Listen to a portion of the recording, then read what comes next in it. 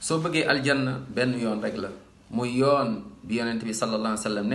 nekkoon mook ak ay saxaaba radiyallahu anhum ak nit ñu baax yi ñëw seen ginnaaw ñépp tegu ci yoon boobu moom mooy dëgg. kon lépp luñ la jox tey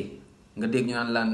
wirdu bi wala jëf ji wala julli bi wala na nga ko teg rek ci balance mooy est-ce que yonent bi sallallahu alayhi wa sallam def na ko,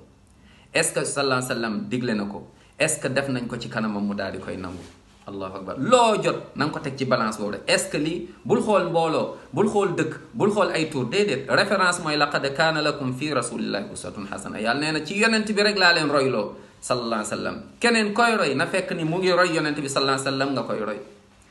yàlla ne loolu rek mooy dëgg teg ñooñu noonu ci la ñooñu laa yërëm dugal leen aljanna jéggal leen seen bàkkaar defar seeni mbir àdduna ak àllaaxira. dellul ci suratu muhammad mooy deuxième verset bi surat muhammad deuxième verset yàlla mu ne walladina amanu wa amilu salihat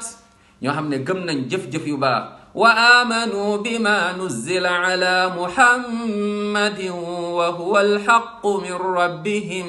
ñu gëm lu yàlla wàccee ci yoon sansam te loolu rek wa huwa alxaqu alif laam loolu rek mooy dëgg